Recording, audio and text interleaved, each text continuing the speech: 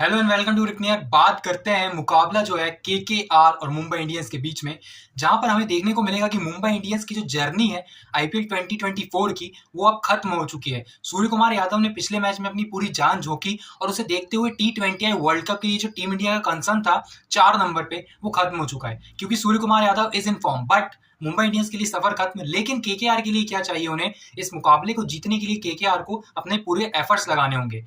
Eden gardens में मुकाबला होता है तो हमने हमेशा देखा हुआ है कि जो एवरेज स्कोर है यहाँ पर 204 रनों का है, जहां पर हम देखते हैं कि 200 प्लस का जो एवरेज स्कोर है वहां पर आपको सुनील नारायण, आंद्रे रसल, सूर्य कुमार यादव जैसे जो बल्लेबाज हैं परफॉर्म करते हुए नजर आते हैं। लेकिन हमने क्या देखा है कि रोहित शर्मा की जो फॉर्म है पिछले 6 मुकाबलों से जो है आउट ऑफ फॉर्म रहे हैं वो। लेकिन जो ये ईडन गार्डन्स का मैदान है रोहित शर्मा के लिए लकी साबित होता है। रोहित शर्मा यहाँ पर रन्स बनाते हैं और यहाँ पर जो है उनके रन्स आते भी हैं बहुत सारे। लेकिन अगर बात करें यहाँ पर सुनील नारायण की, तो Sunil Narayan is in form, top notch form. KKR के लिए अगर 1 और 2 पोजीशन पर रहना है तो सुनील नारायण का चलना बहुत जरूरी है। शायद अब राजस्थान रॉयल्स या केकेआर के अलावा कोई टॉप 2 पोजीशन में ना आए और यही दो टीमें होंगी जिन्हें 2 चांस मिलेंगे प्ले ऑफ में खेलने के लिए, जो कि खेलेंगे क्वालिफायर 1 और क्वालिफायर 2 हारने वाला। लेकिन अगर बात करें यहाँ पर मिडिल ऑर्डर की, तिलक वर्मा, टिम डेविड, नेहल वधेरा कोई भी फॉर्म में नहीं है। तिलक वर्मा जो है पिछले मुकाबले में फॉर्म में नहीं दिखे थे, लेकिन उसके पहले वाले मुकाबले में अच्छा प्रदर्शन, मतलब एक मुकाबला छोड़ के तिलक वर्मा परफॉर्म कर रहे हैं। टिम डेविड परफॉर्म नहीं कर रहे हैं। नेहल वधेरा का जो इंट्रोडक्शन हुआ था मुंबई इंडियंस में वो बहुत अच्छा था, लेकिन उसके बाद से Nehal Wadhera out of form गए और वो मुंबई इंडियंस की अच्छी बात नहीं थी। गेंदबाजी में अगर बात करेंगे तो जसप्रीत बुमराह के अलावा आपको दिखाई देते हैं वहां पर श्रीलंकन गेंदबाज, लेकिन उनका भी जो फॉर्म रहा है वो भी कंसर्न है। इसीलिए मुंबई इंडियंस फिलहाल इस आईपीएल से बाहर है। लेकिन अगर बात करें स्पिन अटैक की तो पीयूष चावला पिछले कुछ मैचों में बीच में उन्हें बाहर निकालना मुंबई इंडियंस को बहुत भारी पड़ा है। लेकिन पीयूष चावला जब से वापस आए हैं तब से आपको इंपॉर्टेंट विकेट निकाल कर देते हैं, ये समझना होगा।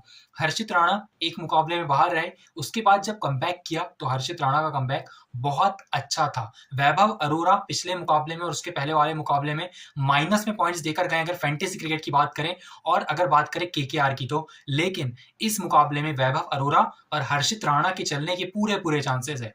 अगर मिचेल स्टार्क की अंदर आती हुई गेंद वहां पर रोहित शर्मा को परेशान करती है तो शायद रोहित शर्मा जल्दी आउट हो जाए। लेकिन अगर वो 6 ओवर निकाल लेते हैं तो Rohit Sharma will be the big threat for KKR, क्योंकि इस मुकाबले में मुंबई इंडियंस के पास खोने के लिए कुछ नहीं है। लेकिन अगर बात करें दूसरी साइड केकेआर की, फिल शॉर्ट फॉर्म में। अगर बात करें श्रेयस अय्यर, हर मुकाबले में अगर आप फैंटेसी क्रिकेट खेल रहे हैं तो आपको पॉइंट्स कमा कर दे रहे 50 प्लस, और वो हर मुकाबले में ड्रीम टीम में होते हैं क्योंकि उनकी मिडिल ऑर्डर में बल्लेबाजी आती है। और स्ट्राइक रेट का कंसर्न इसीलिए नहीं है, ना तो वो T20 या वर्ल्ड कप में जा रहे हैं और ना ही वो केकेआर के लिए कोई इस तरीके की टॉप नॉच परफॉर्मेंस दे रहे हैं। कप्तानी से ही उनका काम अच्छे से चल जा रहा है, मतलब इतनी अच्छी कप्तानी कर रहे हैं, किसी और आपका डिपार्टमेंट ध्यान जाते नहीं है यार। मतलब अगर बात करें कि ऑलराउंडर सेक्शन की तो आपके पास रसल है, आपके पास जो है रसल, रमनदीप है। रमनदीप आखिरी ओवर में आते हैं, हिटिंग करते हैं और क्या तगड़ी हिटिंग करते हैं। रमनदीप सिंह आपको जो है केकेआर के लिए बहुत एक इंपॉर्टेंट प्लेयर हो गए। एक यंगस्टर को इस तरीके से टीम में लाना, उसका परफॉर्मेंस देना बहुत अच्छी बात है। अब बात करते हैं फैंटेसी क्रिकेट 11 पिच रिपोर्ट की। पिछले 10 मुकाबलों में 5-5 मुकाबले जो है केकेआर और एमआई के खाते में गए हैं। लेकिन अगर बात करें यहाँ पर पिच की तो आपको पता है कि यहाँ पर जो पिच है वो थोड़ा सा सेकेंड इनिंग में ड्यू भी आएगा, आउटफील्ड बहुत तेज है, और अगर शॉर्ट बॉल पड़ी तो इस मुकाबले में जितनी ज्यादा शॉर्ट बॉल ही पड़ेंगी उतने ज्यादा सिक्सेस लगेंगे। गुड लेंथ बॉल में अगर कोई गेंदबाज मुझे गेंद डालता हुआ दिखाई दे रहा है तो वो है जसप्रीत बुमराह, वैभव अरोरा, और जो एक गेंदबाज है वो है हर्षित राणा। अगर हर्षित राणा फॉर्म में चलते हैं तो ही जो है केकेआर के लिए अर्ली विकेट्स लेना बहुत एक अच्छी बात होगी। लेकिन अगर मिचेल स्टार्क अगर पिछले मुकाबले की तरह वो उन्हें विकेट जरूर मिल गई थी, लेकिन अब इस मुकाबले में विकेट मिलती है नहीं, वो गारंटी नहीं है। मिचेल स्टार्क शायद इस मुकाबले में अंडर परफॉर्मेंस रहे। लेकिन अगर बात करें यहाँ पर वरुण चक्रवर्ती की, तो वरुण चक्रवर्ती भी कंटिन्यूअसली परफॉर्म कर रहे हैं केकेआर के लिए। तो इतने सारे गेंदबाज परफॉर्म कर रहे हैं, लेकिन फिलहाल इस मुकाबले में अगर आप फैंटेसी क्रिकेट खेलते हैं तो बहुत सारे गेंदबाज मत रखिए, लेकिन बल्लेबाजों से भरी हुई टीम रखिए, क्योंकि इस मुकाबले में रन्स बनते हैं। रोहित शर्मा को मैंने रखा हुआ है, तिलक वर्मा को रखा हुआ है, सूर्य कुमार यादव को रखा हुआ है। लेकिन आप इनमें से किसी 2 के चलने की उम्मीद लगा सकते हैं। प्रिडिक्शंस के हिसाब से किसी 2 रन बनाएंगे और फिल शॉर्ट रन बनाएंगे। श्रेयस अय्यर या वेंकटेश अय्यर में से कोई एक रन बनाएगा। लेकिन अगर बात करें ऑलराउंडर सेक्शन की, वहां पर आप देखते हैं सुनील नारायण और आप देखते हैं किसे, आंद्रे रसल को। लेकिन अगर मुंबई इंडियंस की बात करें तो आपको ऑलराउंडर दिखाई देते हैं हार्दिक पांड्या, जो कि गेंदबाजी से बहुत शानदार प्रदर्शन कर रहे हैं और 2 विकेट हर मुकाबले में जरूर लेते हैं।